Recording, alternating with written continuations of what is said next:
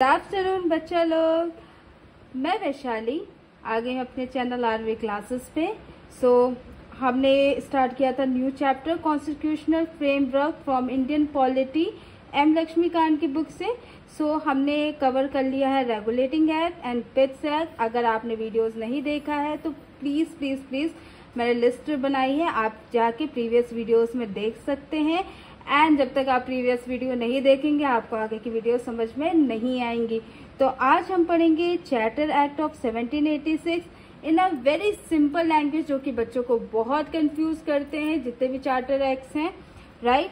तो charter act of 1786, right, ये हमारे जो next governor general of Bengal थे वो बने थे लॉर्ड कॉर्नवालिस, ठीक है। उनकी वजह से ये चार्टर एक्ट लागू किया गया था क्योंकि उन्हें ज्यादा पावर की जरूरत थी, ठीक। Hence the parliament pass the charter act of 1786, right, इसीलिए चार्टर एक्ट पास आउट हुआ था। अब उसके हम मेन प्रोविजंस देख लेते हैं, right. Governor general's dual role, ठीक। अब इनको क्या क्या फायदे हुए थे। गवर्नर जनरल की पावर जो है वो डबल से ट्रिपल हो गई थी, right.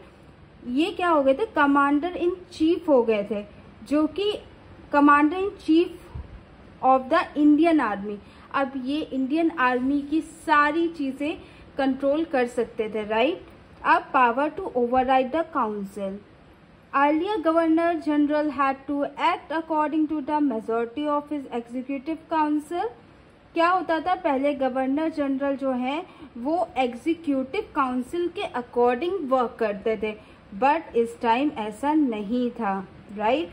The 1786 act allowed the governor general to override his council in special cases.